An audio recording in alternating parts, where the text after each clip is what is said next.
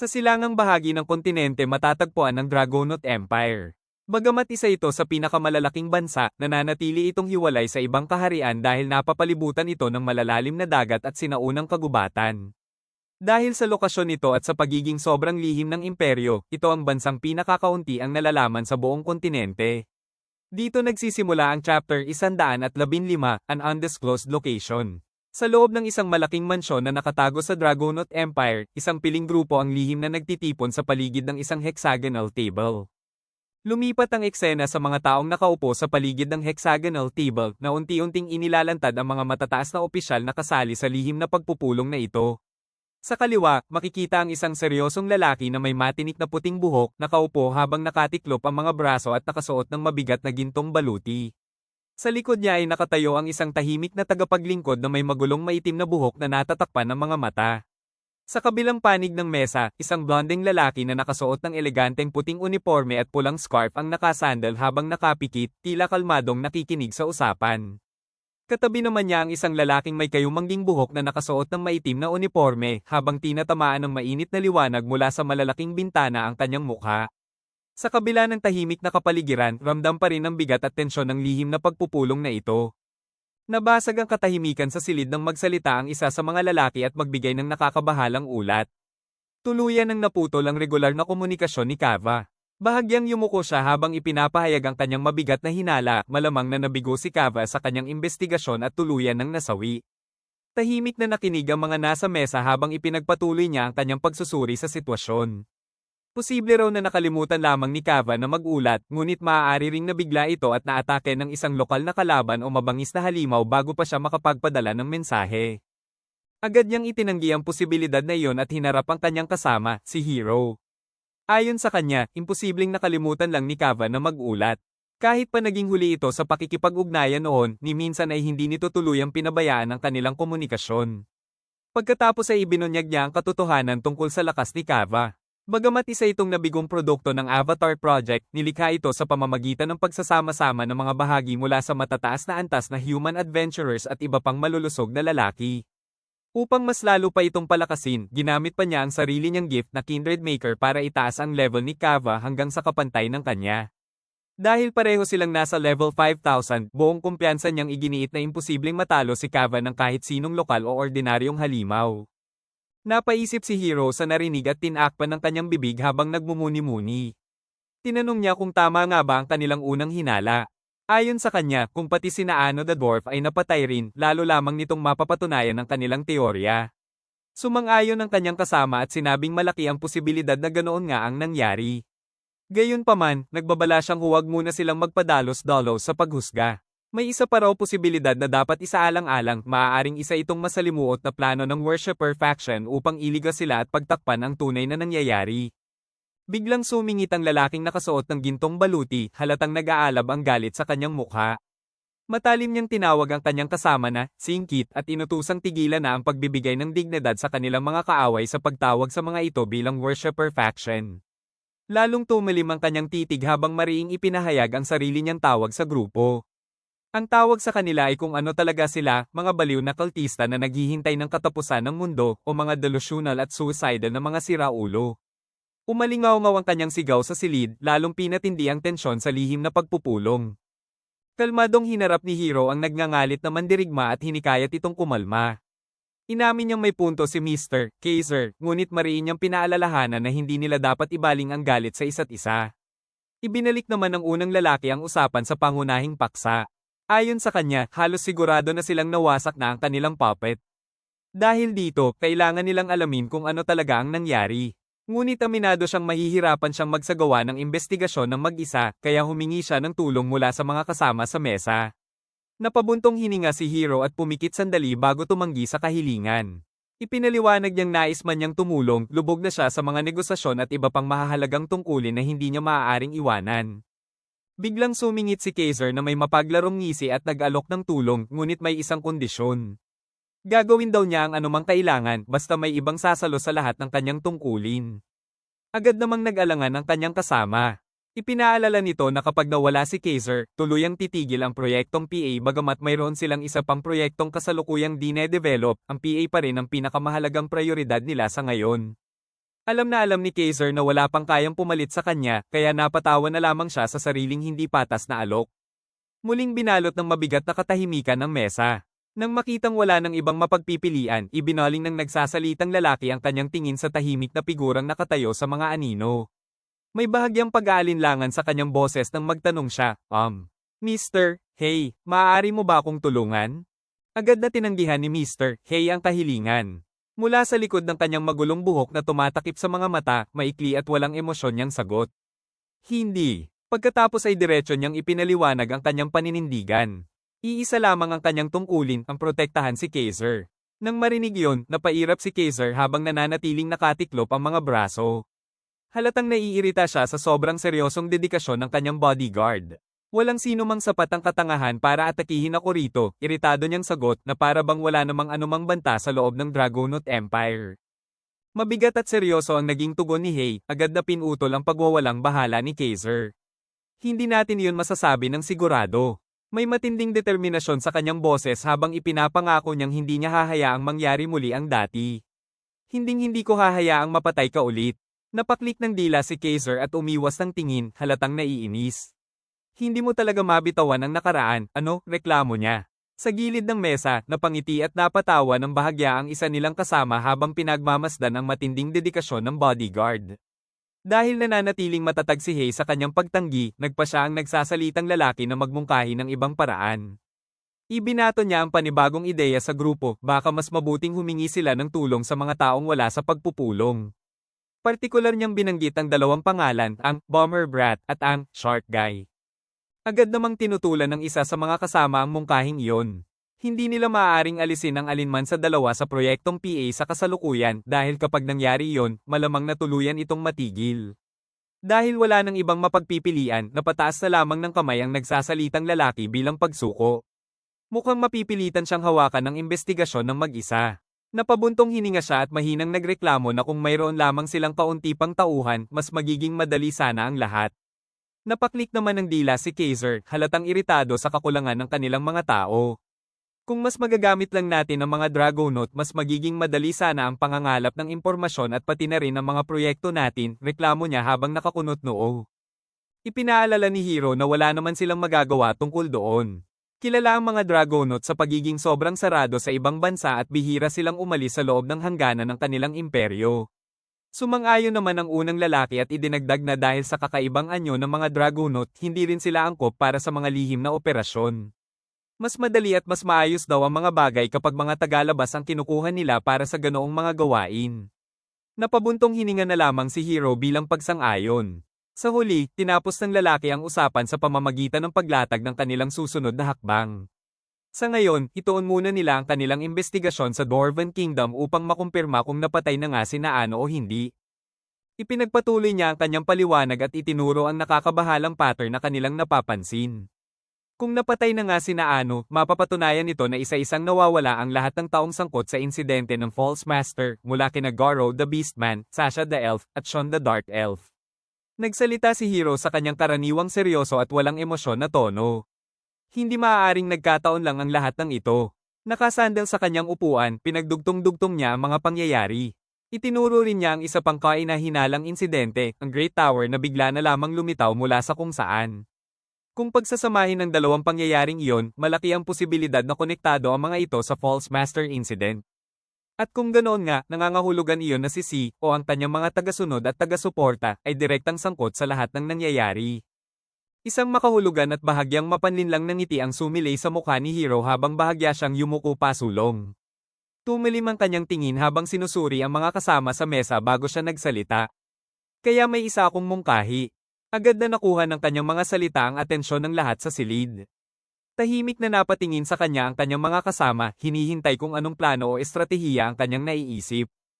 Habang nakabitin pa sa ere ang kanyang mungkahi, lumipat ang eksena sa napakalaking tore na nakatindig sa malayong lupain.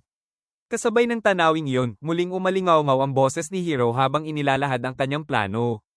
Bakit hindi natin itulak ang Beastfolk na lusubin ang Great Tower? Sa isang iglap, naging malinaw ang direksyon ng kanyang estratehiya, gamitin ang Beastfolk bilang unang susubok sa misteryosong tore at alamin kung ano talaga ang nagtatago sa loob nito. Bumigat ang katahimikan sa silid matapos ang nakakagulat na mungkahi ni Hiro. Ilang sandali, walang sino man ang agad na nakapagsalita. Pagkatapos ay lumipat ang kwento sa chapter 116, Humans or Beasts. Sa kabilang panig ng mesa, blanko ang ekspresyon ng isa niyang kasama, halatang hindi inaasahan ng naturang estratehiya. Pero, bakit natin gagawin yon? Nauutal nitong tanong. Nanatiling kalmado si Hero. May kumpiyansang ngiti sa kanyang lobby habang itinataas ang isang kamay upang pakalmayan ang pagkalito ng lahat. Isa-isahin kong ipapaliwanag, maayos niyang sagot. Sinimulan ni Hero ang kanyang paliwanag sa pagbabalik tanaw sa mga kamakailang pangyayari. Ayon sa kanya, isang gusaling tinatawag na Great Tower ang bigla na lamang lumitaw sa labas ng Elven Queendom. Bilang tugon, ipinadala ng kaharian ng kanilang pinakamalalakas na mandirigma, ang White Knights, upang imbestigahan ito. Nagawa nilang makapasok sa tore, ngunit wala ni isa sa kanila ang nakabalik ng buhay. Hindi nagtagal, isang dalagitang nagpapakilalang Witch of the Great Tower ang dumating sa Royal Castle ng Elven Queendom kasama ang napakalaking hukbo ng mga dragon. Dahil sa kanyang kapangyarihan, napilitan ng reyna na sundin ang kanyang doktrina ng ganap na kalayaan para sa mga tao. Maging ang mga isla ng Dark Elves ay napasailalim din sa katulad na impluensya. Dahil sa labis na kainahinalang kilos ng dalaga at ng kanyang mga kasama, nagsagawa ng investigasyon ng grupo ni Hero upang alamin kung may koneksyon ba sila kay Si at sa kanyang mga tagasunod. Ipinagpatuloy ni Hero ang kanyang paliwanag at ibinahagi ang isang mahalagang detalye na natuklasan nila mula sa impormasyong nakalap ng iba pang katawan ni Mr. Hisomi sa iba't ibang panig ng mundo. Nang unang pumasok ang White Knight sa Great Tower, may kasama silang isang elf na dalaga na pinaniniwala ang patay na sa kasalukuyan. Ang kanyang pangalan ay Sasha. Ayon sa mga ulat, inampun siya ng isang count sa Elven Queendom bilang pagkilala sa kanyang ambag sa pagpatay sa False Master sa Abyss.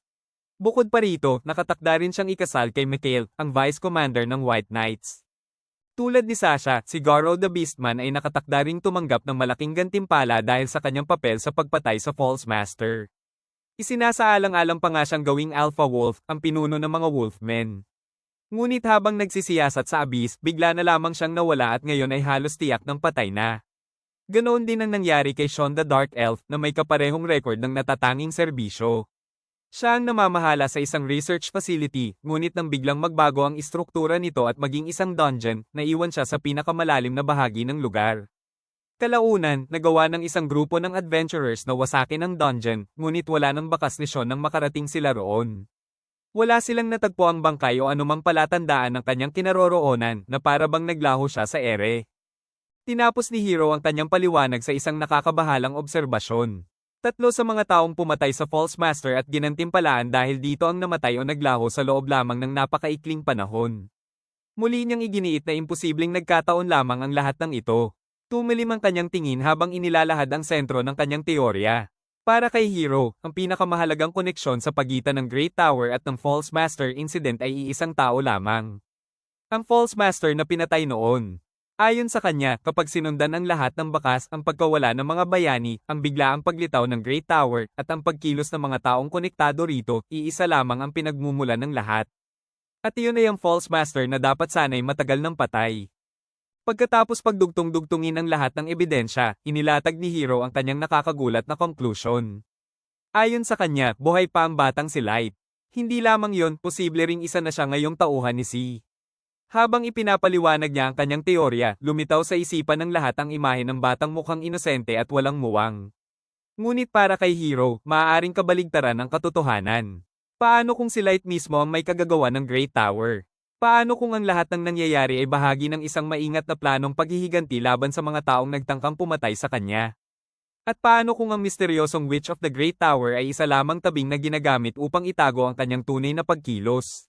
Sa pananaw ni Hero, kapag tiningnan ang lahat ng pangyayari sa ganitong anggulo, nagsisimulang magkabuo ang mga piraso ng palaisipan. Agad na kinwestiyon ni Kaiser ang teorya ni Hero at itinuro ang malinaw na mga butas nito. Ipinaalala niya na ayon sa lahat ng ulat, babae ang Witch of the Great Tower, samantalang lalaki naman si Light.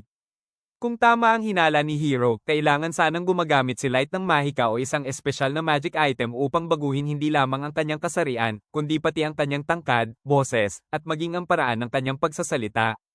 Nanatiling matatag si Kaiser sa kanyang pagdududa. Para sa kanya, imposibleng si Light ang witch, lalo na't gumagamit ito ng napakataas na antas ng offensive magic at may control pa sa napakaraming dragon. Kalmado namang tinanggap ni Hero ang puntong iyon. Totoo, mahirap isipin na si Light mismo ang Witch of the Great Tower, pag-amin niya. Ngunit hindi pa rin siya bumitiw sa kanyang teorya. Ayon kay Hero, kahit ganoon, wala pa rin silang sapat na ebidensya upang tuluyang sabihing walang koneksyon si Light sa Witch. Pagkatapos ay ibinaling niya ang usapan sa susunod nilang hakbang. Inamin niyang naisip niyang magpadala ng isa sa kanila sa Great Tower upang magsagawa ng direktang investigasyon, ngunit kalaunan ay tinalikuran niya ang ideyang iyon. Ayaw niyang mabunyag ang kanilang interes sa tore at mas lalong ayaw niyang masayang ang isang napakahalagang lead dahil sa isang padalos-dalos na pagkilos. Ipinagpatuloy ni Hero ang pagpapaliwanag ng kanyang estratehiya. Ayon sa kanya, posible ring may sarili ng plano ang mga masters na konektado sa Demon King, kaya kailangan nilang kumilos ng maingat. Dahil dito, una nilang itinutuon ang kanilang pansin kay Naano the Dwarf.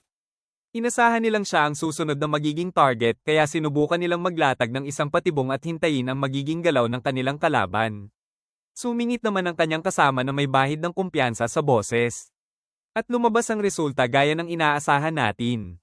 Casual niyang idinagdag na kahit isang nabigong produkto ng Avatar Project si Kava, hindi ibig sabihin noon ay wala itong halaga. Malaki rin daw ang inilaan niyang oras at pagsisikap upang likhain ito. Ngunit sa puntong ito, malaki ang posibilidad na ang asset na iyon ay nahuli na o tuluyan ng napatay. Napangiwi si Hisomi habang sinusuri ang sitwasyon. Mukhang hindi man lang nakapag-teleport si Kava upang makatakas ni hindi rin ito nakapagpadala ng mensahe sa pamamagitan ng telepathy bago mawala. Dahil dito, dismayadong sinabi ni Hisomi na nawalan siya ng isang level 5,000 na other self nang wala man lang nakukuhang kahit kaunting impormasyon na kapalit. Napabuntong hininga naman si Hero habang pinag-iisipan ng bagong takbo ng mga pangyayari.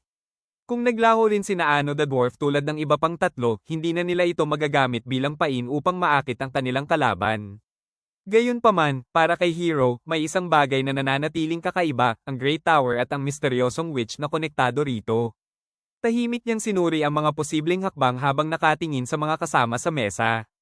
Bagamat lumalakas ang hinala niyang isa o higit pang tauhan ni Si ang nasa likod ng lahat ng ito, alam niyang delikado ang padalos-dalos na pagkilos.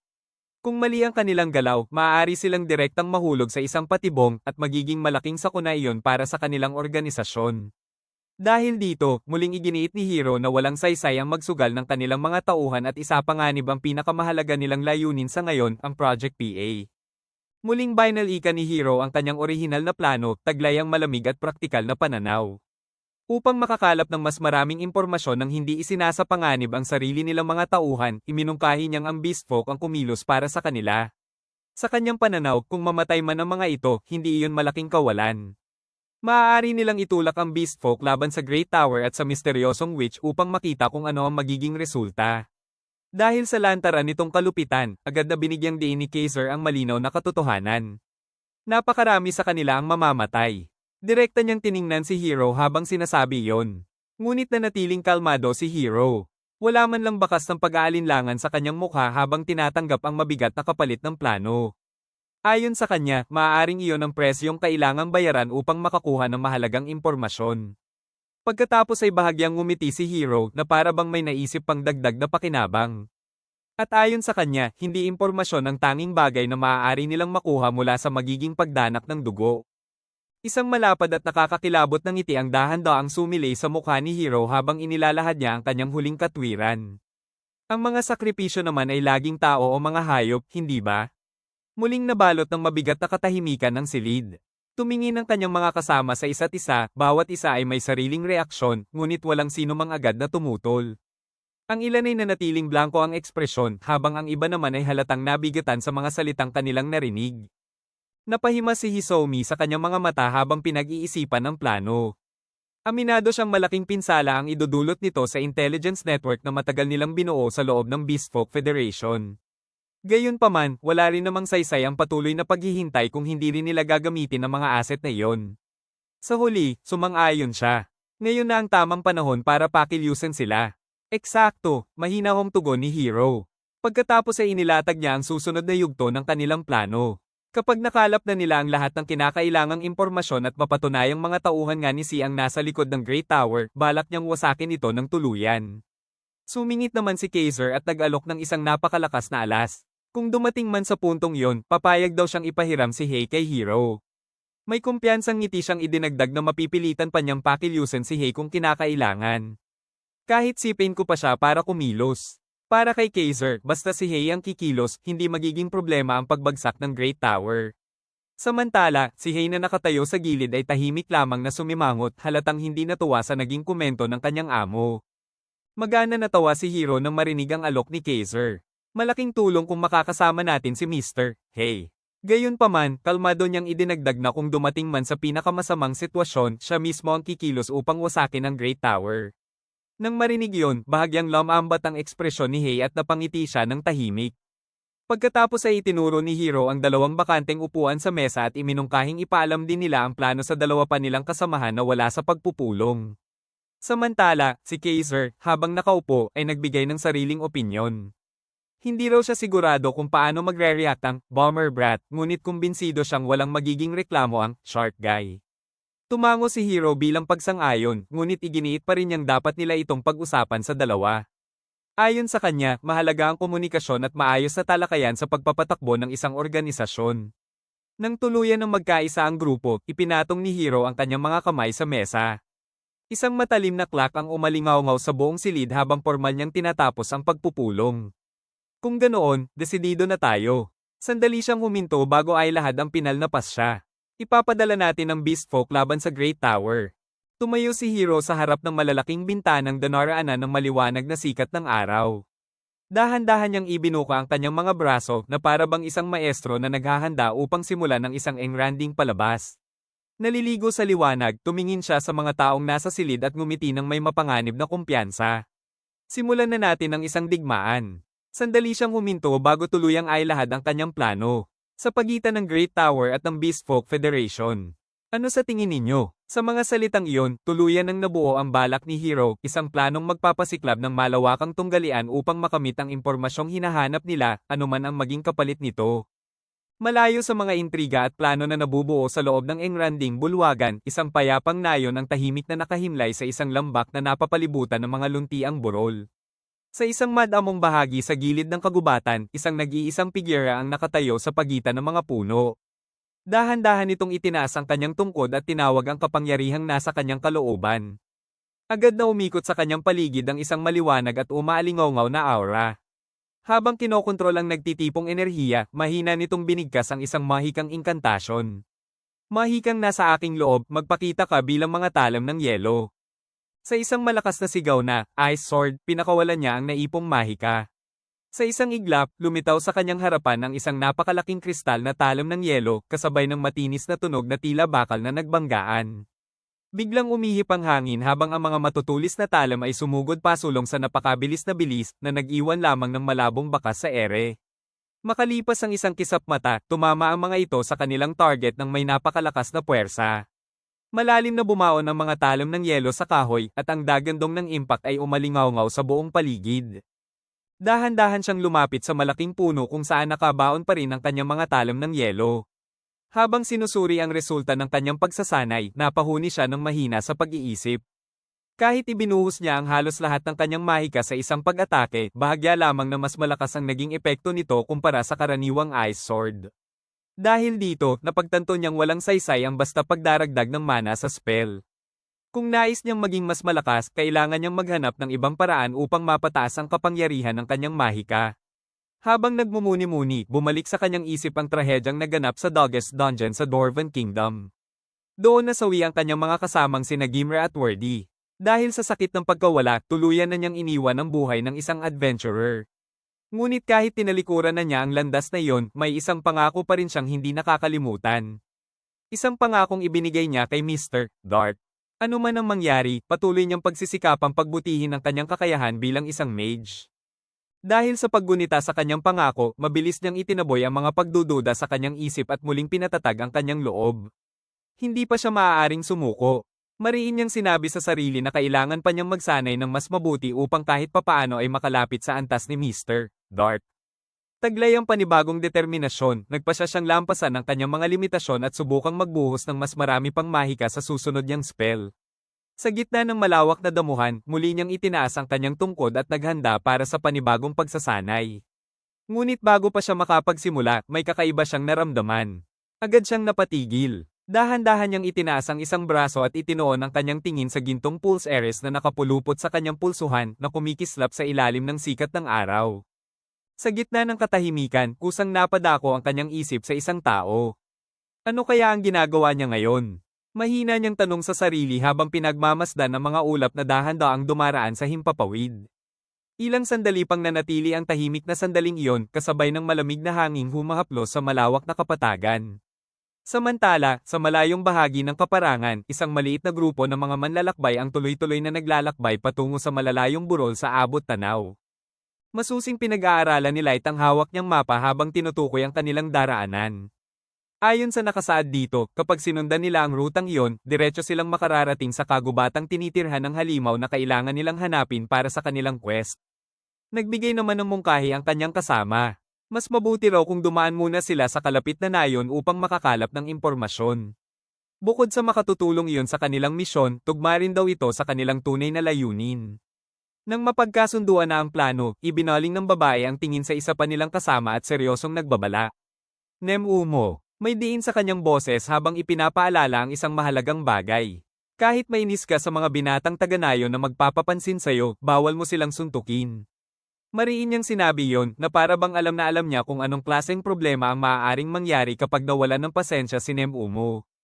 Sinabi din ni Gold na kailangan talaga nitong magpigil dahil hindi biro ang sitwasyon. Kung magpapatuloy daw ito sa dati nitong ugali, baka sumikat ang kanilang grupo sa maling paraan. Agad namang nagtaas ng mga kamay si Nem-umo at iritadong sumagot. Alam ko na yon. Ipinagtanggol niya ang sarili at iginiit na hindi naman siya basta-basta nananakit ng kung sino-sino. Hindi ako nanununtok ng random na tao. Yung mga tanga lang na pilit akong hinaharas ang pinapatulan ko. Nang marinig yon, napangiti ng mainit si Light. May halong biro sa boses nito nang sabihin. Siguro kasi sobrang ganda mo kaya hindi mapigilan ng mga lalaki ang sarili nila. Biglang natigilan si Nem-umo. Nanlaki ang kanyang mga mata habang nanahimik ng ilang sandali, halatang hindi niya inaasahan ang biglaang papuri. Agad na namukadkad ang isang napakalaking ngiti sa mukha ni Nem-umo matapos marinig ang papuri. Hawak ang magkabilang pisngi, tuwang-tuwa siyang napasigaw. Lord Dark, napakabait niyo talaga. Sobrang saya ko. Sa likuran niya, napatingin si Gold na may blankong ekspresyon. Alam mo ba ang konsepto ng pambobola? Patay mali siyang tanong niya. Ngunit sa sandaling marinig iyon ni Nem-umo, biglang nagbago ang kanyang mukha. Nawala ang masayang ngiti at napalitan ng matalim na pagsimangot. Mariin niyang ikinuyom ang kanyang kamao habang nakatitig kay Gold. Gold, kung gusto mo ng laban, sabihin mo na lang ng diretso. Uunahin muna kitang bugbugin bago ko bugbugin ang halimaw para sa quest na ito. Napayuko na lamang si Gold, halatang sanay na sa ganoong reaksyon. Napabuntong hininga siya bago mahinang magreklamo. Hindi naman kita inaaway. Pagkatapos ay umiling siya ng pagod. Bakit hindi mo kailanman napapansin kapag mabait ako sa'yo?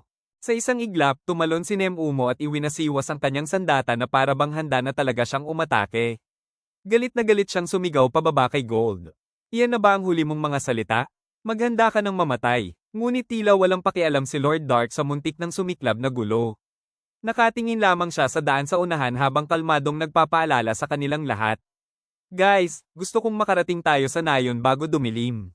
Magpatuloy na tayo. Agad namang nawala ang galit ni Nem-umo nang marinig yon.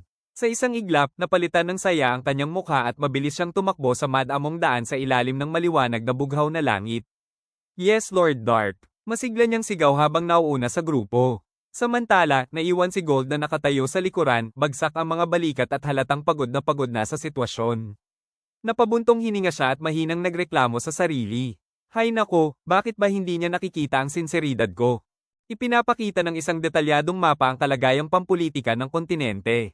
Matatagpuan ng Beast Folk Federation sa pagitan ng Dragonaut Empire at Elven Queendom, habang nasa silangan nito ang Centaur Steppes. Sa hilaga naman matatagpuan ang Human Kingdom at ang Principality of the Nine. Sa gitna ng bansa nakatayo ang kabisera nito, ang sentro ng pamahalaan at kapangyarihan. Dito nagsisimula ang chapter 117, Orders from the Dragonaut Empire. Lumipat ang eksena sa Beast Folk Federation Capital kung saan pinamumunuan ang bansa ng 5 chief, tig-iisa para sa bawat clan. Sa kabisera rin sila nagtitipon upang magtakda ng mga patakaran at mahahalagang desisyon para sa buong federasyon. Bahagyang bumalik ang kwento sa nakaraan. Sa loob ng isang engranding bulwagan, makikitang nakaupo sa paykat na ayos ang 5 chief habang nagsasagawa ng pagpupulong. Agad nilang binuksan ang talakayan tungkol sa isang seryosong usapin sa seguridad. Ayon sa mga ulat, may isang napakalaking tore na bigla na lamang itinayo malapit sa hangganan ng Elven Queendom at nagsisimula na itong makatawag ng pansin ng iba't ibang bansa. Unang nagsalita si Lebed, ang Tiger Clan Chief, habang may matalim na ngiti sa kanyang mukha. Ayon sa kanya, kasalukuyang naghahanap ang mga elf na mga adventurer upang mangalap ng impormasyon tungkol sa misteryosong tore. Dahil dito, nagmungkahi siya ng isang praktikal na hakbang, magpadala rin sila ng ilan sa kanilang mga kabataan upang sumali sa ekspedisyon. Sa ganoong paraan, magkakaroon ng utang na loob sa kanila ang Elven Queendom. Napatawa ng bahagya ang isa sa mga chief sa narinig na mungkahi habang napaklit naman ng dila si Lebed. Maya-maya, nagsalita ang isa pang chief na may anyong kahawig ng wolf. Nauunawaan daw niya ang punto ni Lebed ngunit nagdududa siya kung magiging maayos ba talaga ang takbo ng plano. Ayon din kay Gam, ang Wolf Clan Chief. Narinig na rin daw niya ang balitang naghahanap ng mga adventurer ang mga elf. Gayunpaman, may isa siyang praktikal na alalahanin. Hindi ba sila medyo huli na para magsimulang magtipon ng mga tao para sa misyon? Kung ngayon pa lamang sila kikilos, baka nauna na ang iba at wala na silang sapat na oras upang may handa ang kanilang mga tauhan. Sumali naman sa talakayan si Igor, ang Bird Clan Chief. Sumang-ayon siya na matatagalan talaga kung maglalakbay sila sa lupa, ngunit naniniwala siyang maaari pa rin silang makahabol kung maglalayag sila gamit ang mga barko matapos tipunin ng mga adventurer. Habang pinag-uusapan ang sitwasyon, muling ibinukas ni Igor ang isa sa matagal na niyang ipinaglalaban. Wala naman tayong mapapala sa kasalukuyang sistema. Malulunji pa tayo rito. Malawak niyang ikinumpas ang kanyang kamay bago ipagpatuloy ang kanyang punto. Kaya matagal ko nang sinasabi na dapat tayong gumawa ng daan sa kagubatan sa pagitan ng ating bansa at ng Elven Queendom. Ayon sa kanya, kung mayroon ng direktang ruta noon pa man, madali sana silang nakarating sa Elven Queendom sa mga pagkakataong tulad nito. Ngunit agad itong tinutulan ni Ozo, ang Bear Clan Chief. Hindi ako sang-ayon. Diretso at walang pag-aalinlangan ang kanyang sagot. Ipinaliwanag niya na malaking pakinabang ang kasalukuyang lokasyon ng kanilang bansa. Dahil may malawak na kagubatan sa pagitan nila at ng Elven Queendom, at dagat naman ang naghihiwalay sa kanila mula sa Dragonoth Empire, nagagawa nilang umiwas sa labis na pakikialam ng ibang bansa. Napangiwi si Ozo bago tuluyang tapusin ang kanyang argumento. Kaya wala akong nakikitang dahilan para tayo mismo ang kusang magsuot ng tali sa leeg at ailapit ang sarili natin sa panganib. Nagsalita naman si Benny, ang Cow Clan Chief, habang nakatingin kay Igor. Ayon sa kanya, nauunawaan niya kung bakit nais nitong magkaroon ng direktang rutang panlupa papunta sa Elven Queendom. Gayunpaman, pinaalalahanan niya itong isaalang-alang din ng rutang pandagat na kasalukuyan nilang pinangangasiwaan. Nagpahayag siya ng pag-aalala tungkol sa ekonomiya. Kung magkakaroon daw ng mas mabilis na daang panlupa, posible bang bumaba ang paggamit ng mga barko at tumaas ang bilang ng mga mawawalan ng trabaho? Idinagdag pa niya na hindi tulad ng paglalakbay sa lupa, matagal at mahirap sanayin ang mga mandaragat at tagasagwa na kailangan para sa paglalayag. Nang mapansing napapalayo na ang usapan sa pangunahing paksa, sumingit ang isa pang chief upang ibalik ang talakayan sa tamang direksyon. Ipinaalala niya na ang pagpupulong ngayon ay tungkol sa kung magpapadala ba sila ng mga batang adventurer sa Elven Queendom upang magkaroon ng utang na loob sa kanila ang mga elf. Ang usapin tungkol sa kalakalan at transportasyon ay maaari na lamang daw pag-usapan sa ibang pagkakataon. Napansin naman ni Lebed na tila mahihirapan silang magkaroon ng iisang desisyon na sasang-ayunan ng lahat.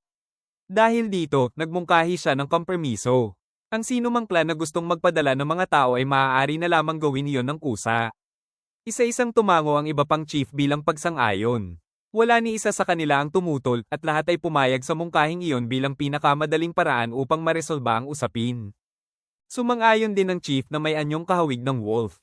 Ako rin. Kung sino ang gustong magpadala ng mga tao, hayaan natin sila.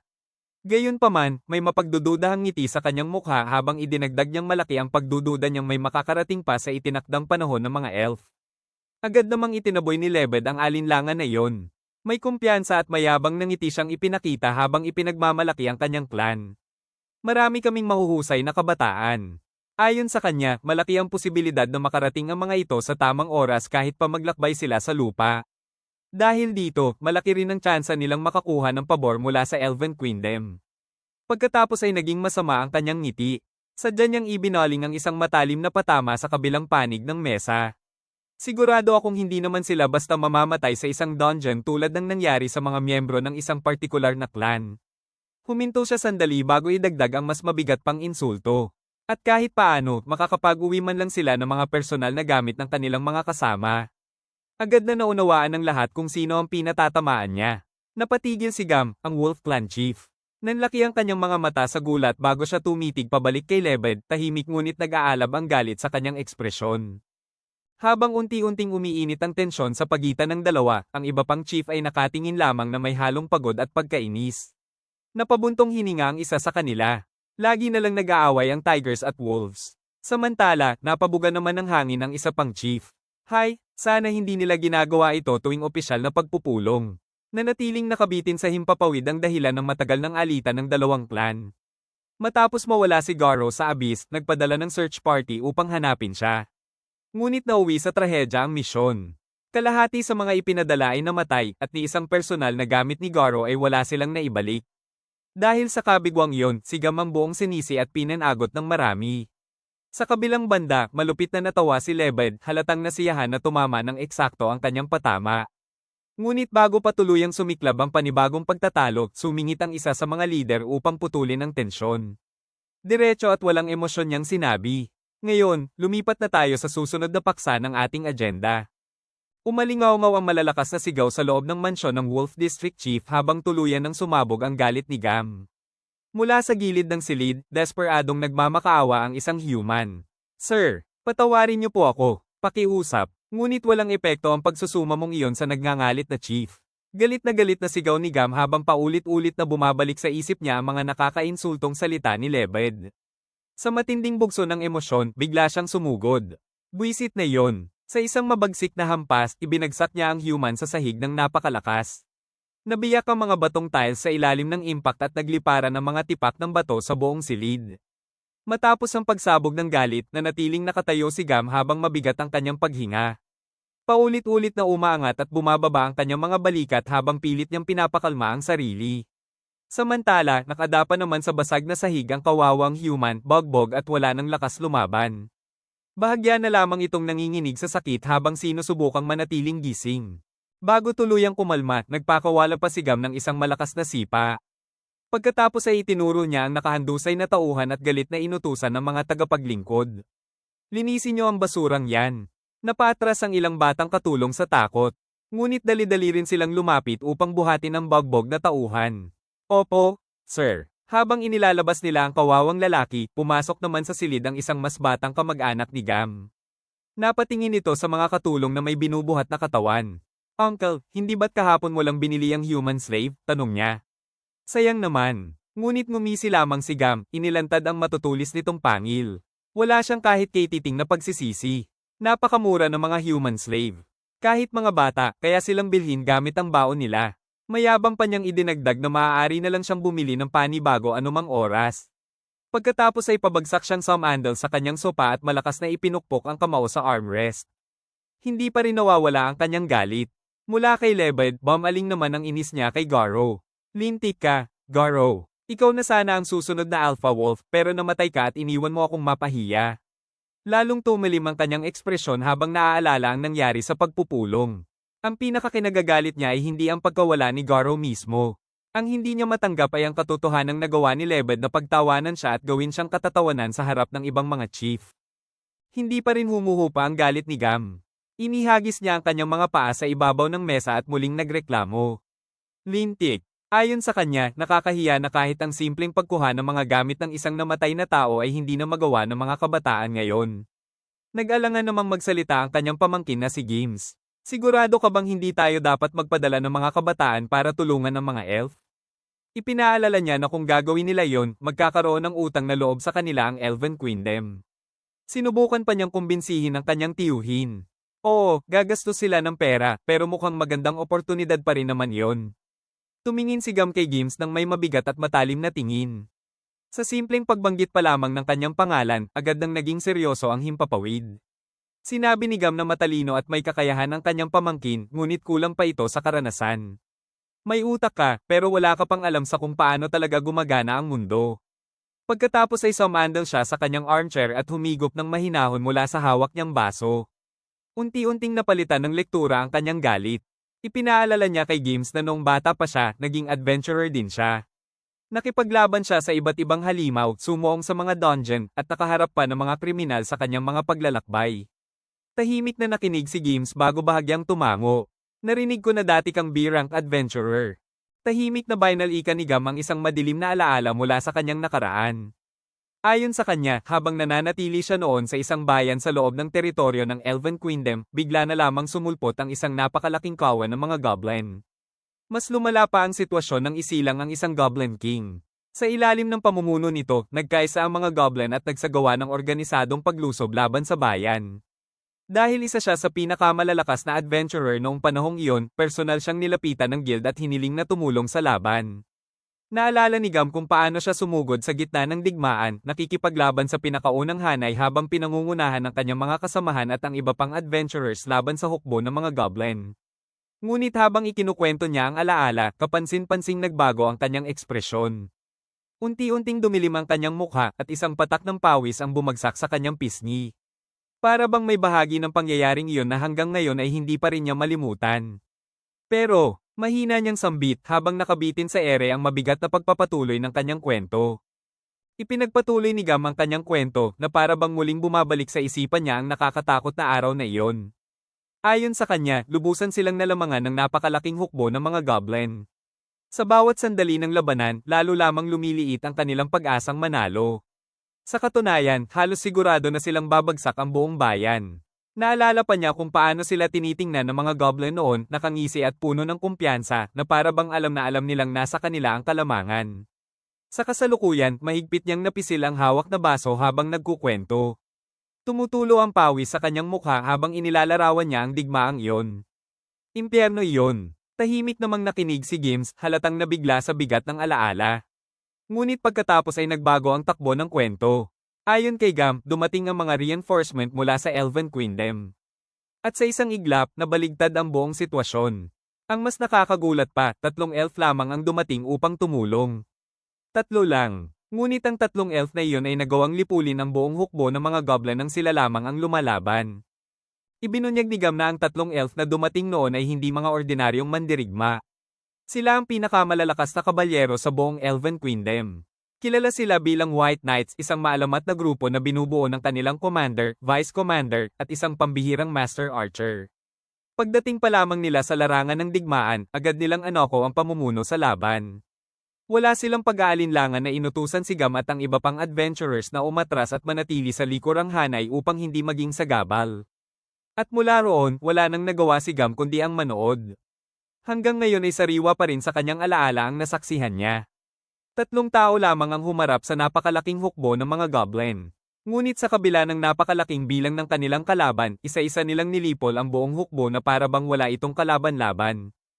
Mahinang napamura si Gam habang inaalala ang laban. Natapos ang buong digmaan bago ko pa man naintindihan kung ano ang nangyari. Tahimik na nakinig si Gims, nanlalaki ang mga mata sa bawat detalye ng kwento. Napangiwi si Gam at napailing. Kahit ngayon, kinikilabutan pa rin ako kapag naiisip ko iyon. Inamin niyang napakalakas ng Vice Commander at ng Master Archer, ngunit para sa kanya, ibang klase ang Commander ng White Knights.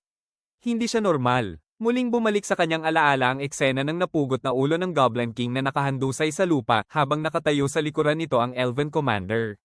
Hanggang ngayon, hindi pa rin makalimutan ni Gam ang kakaibang katahimikan ng sandaling iyon. Wala siyang narinig na sigawan. Wala siyang narinig na tunog ng nagbabangga ang mga espada. At gayon pa man, sa loob ng isang iglap, naputol ang ulo ng Goblin King. Hindi man lang daw kumurap ang commander habang ginagawa iyon. Sa alaala ni Gam, para lamang itong isang taong basta-bastang nag-aalis ng damo sa gilid ng kalsada. Doon niya lubusang naunawaan ang nakakatakot na agwat ng kanilang mga kakayahan. Sa kanyang paningin, ang lalaking iyon ay hindi simpleng mandirigma. Isa siyang Diyos ng kamatayan na nagkataong naglalakad sa mundo ng mga mortal. May bahid ng pangungutya sa mukha ni Gam habang iniuugnay ang kanyang karanasan noon sa kasalukuyang sitwasyon. Ayon sa kanya, si Lebed ay palaging namimili ng mga ligtas na misyon at bihirang sumuong sa tunay na panganib. Dahil dito, wala itong ideya kung gaano talaga kalakas ang White Knights at si Hardy the Silent. Napasanggal siya. Ang duwag na iyon ay hindi pa nakakita ng tunay na digmaan. Para kay Gam, iyon mismo ang dahilan kung bakit nakaisip si Lebed ng ganoong kapabayang plano sa pagpupulong. Sa kanyang isip, malinaw na kulang ito sa karanasang kinakailangan upang maintindihan ang tunay na antas ng banta. Sa malayo, nakatindig ang napakalaking tore sa ibabaw ng kagubatan, ngunit tila wala itong epekto sa pananaw ni Gam. May kakaibang tore na lumitaw malapit sa Elven Queendom. Napailing siya ng may paghamak. So what? Lumapit ang eksena sa kanyang mukha, ipinapakita ang mabigat na tingin at kumpiyansang nakaukit dito. Unti-unti siyang umisi, inilalantad ang kanyang mga pangil. Para kay Gam, isa lamang ang tiyak na mangyayari. Ano man ang tunay na nasa likod ng tore na iyon, matatapos din ang lahat sa sandaling kumilos ang White Knights. Sa isang malakas na lagok, inubos ni Gam ang laman ng kanyang baso.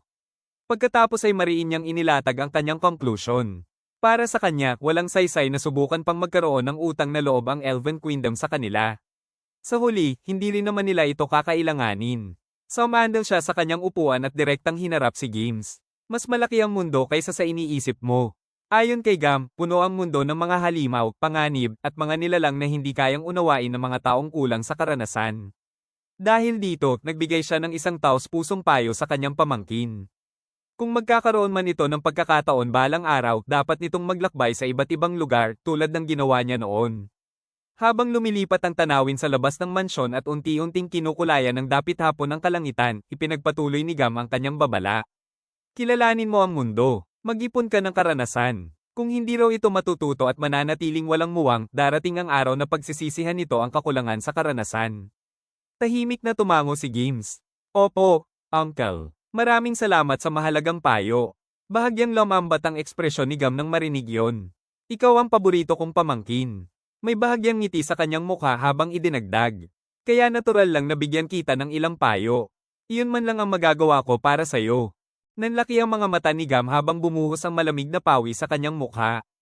Ano, naubos ang White Knights? Hindi siya makapaniwala sa balitang kanyang narinig. Mabigat na katahimikan ng bumalot sa buong silid ng pagpupulong. Ang iba pang clan chiefs ay nanatiling nakaupo, ngunit halata sa kanilang mga mukha ang matinding gulat, pag-aalala, at unti-unting pag-unawa sa bigat ng sitwasyon. Kung ang White Knights ang pinakamalalakas na mandirigma ng Elven Queendom ay tunay ngang nabura, ibig sabihin ay mas mapanganib ang sitwasyon kaysa sa inaakala nilang lahat. Sa wakas, si Igor, ang Bird Clan Chief, ang bumasag sa katahimikan. Kalmado niyang kinumpirma ang ulat. Totoo ang balita. Inamin pa niyang siya mismo ay nabigla nang una niya itong marinig. Mahirap paniwalaan na ang mga mandirigmang itinuturing na pinakamalakas sa buong Elven Queendom ay tuluyang nolipol. Pagkatapos ay bahagya niyang iniunat ang kamay sa ibabaw ng mesa at ibinalik ang atensyon ng lahat sa pagpupulong. Para maintindihan ninyo ang buong sitwasyon, ibabahagi ko muna ang impormasyong nakalap ko. Napakuyom ng kamao si Lebed habang pinapawisan at pinoproseso ang bigat ng ulat. Isang doktrinang nagbibigay ng ganap na kalayaan sa mga tao. Mahina niyang sambit habang unti-unting dumidilim ang kanyang ekspresyon. Para sa kanya, isa itong napakadelikadong senyales. Nagangat siya ng tingin sa iba pang chief at agad na nagbigay ng babala. Posibleng gamitin ng Witch of the Great Tower ang Elven Queendom para umatake sa Beastfolk Federation. Huminto siya sandali bago idagdag ang mas nakababahalang posibilidad. At pagkatapos nilang mapasunod ang mga elf, baka tayo naman ang susunod. Muling nabalot ng tensyon ang silid. Ngunit bago pa lumala ang takot na kanyang pinapalaganap, maingat na sumingit si Benny, ang Cow Clan Chief. Mr. Lebed, hindi ba't medyo mabilis naman yata ang konklusyong yan? Sinubukan niyang pakalmayan ang usapan. Ayon kay Benny, kahit natalo man ng witch ang mga elf noon, nananatili pa rin silang isang mapagmataas at marangal na lahi. Bahagya niyang ibinuka ang kanyang mga palad habang ipinapaliwanag ang kanyang punto. Duda kung basta-basta na lang nilang susundin ang bawat utos niya. Ipinagpatuloy ni Benny ang kanyang pananaw. Ayon sa kanya, may malawak na kagubatan namang naghihiwalay sa Beastfolk Federation at Elven Queendom. Dahil dito, naniniwala siyang hindi magiging ganoon kadali para sa kabilang panig na magsagawa ng pag-atake. Ngunit biglang sumingit si Ozo, halatang tensyonado. Benny, may nakakalimutan ka yata. Direkta siyang tumingin dito bago ipinaalala ang isang napakahalagang detalye. Ayon sa impormasyong ibinahagi ni Igor, may kontrol ang Witch of the Great Tower sa napakaraming dragon, ang parehong mga dragon na ginamit upang mapasunod ang Elven Queendom. Anong magagawa ng kagubatan laban sa mga dragon? Mariin niyang sinabi ang malinaw na katotohanan. Nakakalipad sila. Biglang nanlaki ang mga mata ni Benny. Sa isang iglap, tila tumama sa kanya ang bigat ng sitwasyon. Malamig na pawis ang lumitaw sa kanyang mukha habang nag-aalalang napasigaw. Then hindi ba napakalaking problema nito? Agad siyang nagbago ng pananaw. Para sa kanya, kailangan nilang magsimulang maghanda laban sa banta sa lalong madaling panahon. Dahil sa biglaang pag-aalala ni Benny, muling nabalot ng mabigat na katahimikan ang buong mesa. Nagkatinginan ng mga chief, ngunit walang agad na nakasagot. Sa huli, isang chief ang nagsalita at tinanong ang pinakamahalagang bagay. Maghanda laban sa banta, pero paano? Nang makitang wala ng malinaw na direksyon ang usapan, si Lebed ang muling nagsalita. May tensyon sa kanyang mukha habang sinusubukang gawing praktikal ang kanilang pag-uusap. Anyway, kung gusto nating makapaghanda, ang pinakamahalagang bagay ngayon ay mang-alap ng impormasyon. Ayon sa kanya, dapat gamitin ng bawat clan ang sarili nitong mga koneksyon at intelligence network upang alamin ang lahat ng posible tungkol sa Great Tower at sa witch nito. Bahagya siyang yumuko at pinagtuunan ng seryosong tingin ang iba pang chief. Naglatag rin siya ng contingency plan. Kung lumalaman ang sitwasyon, maaari silang humingi ng tulong sa iba pang tribo at kaalyado. Napakuyom siya ng kamao habang pilit na pinapakalma ang sarili. Sana sapat na yon para malampasan natin ang pinakamasamang posibleng mangyari. Tahimik na pinag-isipan ng iba pang chief ang kanyang mga salita. Makalipas ang ilang sandali, lumipat ang eksena sa malawak na tanawin ng gusali ng konseho sa ilalim ng maliwanag na kalangitan. Sa huli, nagkaisa rin ang mga leader. Isa sa kanila ang nagsalita upang formal na tapusin ang usapin. Sa ngayon, ito na ang pinakamainam na plano. Idinagdag pa niyang dapat nilang ibahagi agad sa isa't isa ang anumang impormasyong makakalap nila, gaano man ito kaliit o tila walang halaga. Sunod-sunod na tumango ang iba pang chief bilang pagsang-ayon. Oo, gawin natin yon. Very well. Sa pagkakasundong iyon, tuluyan nang nagtapos ang pagpupulong. Pagbalik sa mansyon ng Tiger District Chief, pabagsak na sumandal si Lebed sa kanyang upuan. Ngayong tapos na ang opisyal na pagpupulong, malaya na niyang nailabas ang kanyang tunay na saloobin. May halong pangungutya siyang napasanggal. Kalokohan. Para sa kanya, walang kabuluhan ang tinatawag na Doctrine of Complete Liberty for Humans. Nagpatuloy siya sa pagrereklamo, sinasabing palaging mataas ang tingin ng mga elf sa kanilang sarili, ngunit sa huli ay natalo pa rin sila ng isang tao, kahit patawagin itong Witch of the Great Tower o anumang titulo. Mahigpit niyang hinawakan ng baso habang lumilitaw ang mabagsik na ekspresyon sa kanyang mukha. Nakalabas ang kanyang mga pangil habang puno ng paghamak ang kanyang tingin. Ayon kay Lebed, dapat manahimik na lamang ang mga tao at magtrabaho sa bukirin o kaya'y mamuhay bilang mga alipin tulad ng nararapat sa kanila. Mula sa tabi ng kanyang upuan, maingat na nagsalita ang isang mas batang Tiger Beast folk na tauhan. Pero, boss, nag-alangan ito bago ay lahat ang naiisip. Paano kung yumuko na lang tayo at makipagkasundo bago pa sila umatake? Bahagya siyang tumigil bago idagdag ang isa pang posibilidad. Baka naman gantimpalaan nila tayo ng matataas na posisyon sa Great Tower kung maaga tayong sasama sa kanila. Sa isang iglap, naging tahimik ang silid habang hinihintay ng tauhan ang magiging reaksyon ng kanyang pinuno. Agad na nagdilim ang mukha ni Lebed sa narinig. Walang babala, ibinato niya ang hawak na inumin diretso sa mukha ng kanyang tauhan. Ano ka, tanga? Sigaw niya habang nabasa ang kawawang Tiger Beast folk. Napabulalas naman ito sa gulat. Mas lalo pang tumalim ang tingin ni Lebed. Palamuti lang ba ang ulo mo para may masuutan kang helmet? Ipinakita niya ang kanyang matutulis na pangil habang galit na sumisigaw. Gamitan mo naman ang utak ang sinasabi mong iyan. Mariin niyang ipinunto ang kahulugan ng complete liberty for humans. Ayon kay Lebed, kapag nagtagumpay ang layunin ng Witch of the Great Tower, ang mga beast folk mismo ang mapupunta sa mas mababang katayuan kaysa sa mga tao. Pagkatapos ay ibinaling niya ang galit sa iba pang mga bantay na nasa silid. Isa-isa niyang binanggit ang mga bagay na mawawala sa kanila kapag nangyari iyon. Nagreklamo siya na hindi na nila magagawa ang mga dati nilang libangan at pribilehiyo dahil tiyak na ipagbabawal ang mga iyon. Lalo niyang pinainit ang damdamin ng mga naroroon habang ipinipinta ang pinakamasamang posibleng hinaharap. At paano kung baligtarin nila ang lahat? Mariin siyang sumigaw. Paano kung tayo naman ang simyo lang apihin ng mga tao? Pagkatapos ay tinitigan niya ang lahat sa silid. Papayag ba kayo roon? Agad na umalingaw-ngaw ang sagot ng mga bantay. Hinding-hindi, sabay-sabay silang sumigaw, halatang nagngingit-ngit rin sa ideyang ipinresenta ni Lebed. Nanlilisik ang mga mata ni Lebed habang nakalitaw ang kanyang matutulis na pangil. Sa mababa ngunit mabagsik na boses, mariin niyang sinabi na hindi nila maaaring hayaan na malampasan sila ng mga tao. Para sa kanya, ang mga tao ay mga nilalang na dapat manatili sa pinakamababang antas ng lipunan at hindi kailanman mamuno sa mga beast folk. Ngunit matapos ilabas ang kanyang galit, bahagyang kumalma ang kanyang tono at naging mas praktikal ang kanyang pag-iisip. Mula sa kanyang kinauupuan, hinarap niya ang mga tauhang nakapaligid sa kanya. Aminado siyang ayaw rin niyang ilagay sa walang saysay na panganib ang Tiger Clan. Dahil dito, nagbigay siya ng malinaw na utos. Sa ngayon, ang tanging dapat nilang pagtuunan ng pansin ay ang pangangalap ng impormasyon.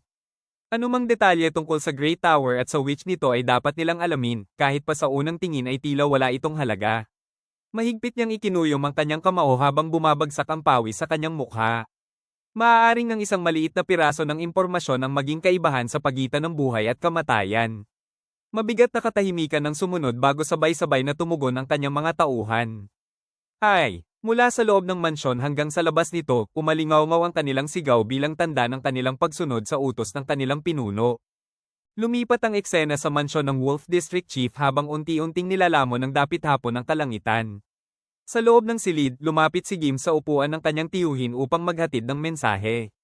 Uncle, nandito na po ang karaniwang human peddler. Sandaling natahimik si Gam bago mahinahong sumagot. Sige, papasukin mo. Agad na na-unlock at nabuksan ang pinto. Mula rito, isang taong nakasuot ng mahabang balabal ang pumasok sa silid. Tahimik ngunit mabilis ang kanyang pagpasok. Nanatiling relax si Gam sa kanyang armchair, hawak pa rin ang kanyang baso habang bahagya siyang sumilip sa kanyang balikat upang tingnan ang bisita. Pagkatapos ay casual siyang bumati. Hoy, matagal ka ring hindi nagpakita. Nakatayo sa may pintuan ng binata, nakangiti ng magalang. Sa ilalim ng magulo nitong kulay abong buhok ay makikita ang isang kulay rosas na headband habang suot naman niya ang karaniwang kagamitan ng isang manlalakbay. Agad na nagpakawala si Kava ng masigla at magiliw ng ngiti. Tama ka, matagal nga tayong hindi nagkita. Ipinaliwanag niyang karamihan ng kanyang oras nitong mga nakaraang buwan ay ginugol sa paglalakbay sa dagat kaya kakaunti lamang ang naging pagkakataon niyang dumaan at bumisita. Pagkatapos ay tumingin siya kay Gam ng may mainit na ngiti. Sa totoo lang, medyo na-miss din kita. Magaan at pala kaibigan ng kanyang tono na para bang matagal nang magkakilala ang dalawa. Agad na naging seryoso si Gam at dumiretso sa mahalagang usapan. Gims, may kailangan kaming pag-usapan. Mahigpit ang kanyang tono habang nagbibigay ng utos. Huwag mong hayaang may lumapit sa silid na ito hanggat hindi ko sinasabing pwede. Mabilis na tumango si Gims. Understood. Pagkatapos ay tahimik siyang lumabas, iniwan ng dalawa na mag-isa. Nang tuluyang magsara ang pinto, nagbago ang atmosfera sa loob ng silid. Sumandal si Gam ng bahagya pasulong sa kanyang armchair at naging matalim ang kanyang tingin. Tayo na lang. Direkta niyang tinanong ang bisita. Ano ba talaga ang pakay mo rito? Sa kabilang panig, marahang inayos ni Kava ang kanyang kagamitan. Unti-unting nawala ang magiliw at palakaibigang kilos ng isang ordinaryong manlalakbay. Napalitan ito ng isang bahagyang ngiti na tila may itinatagong lihim. Pagkatapos ay itinaas niya ang isang daliri na para bang binibigyang diin ang susunod niyang sasabihin. Sa isang iglap, tuluyan niyang isinantabi ang kanyang magaan na personalidad. May makahulog ang ngisi sa kanyang mukha nang ihayag niya ang tunay na dahilan ng kanyang pagpunta. May natanggap akong direktang utos mula sa nakatataas. Sandali siyang huminto. Mula sa Empire. Sa harap ng madilim at nakakatakot na tanawin, ibinunyag ni Kava ang tunay na layunin ng lihim na plano ng Empire. Nais nilang pakilyusan ng Beast Folk Federation ang kanilang mga puwersa para sa iisang layunin. Ang tuluyang durugin ng Great Tower.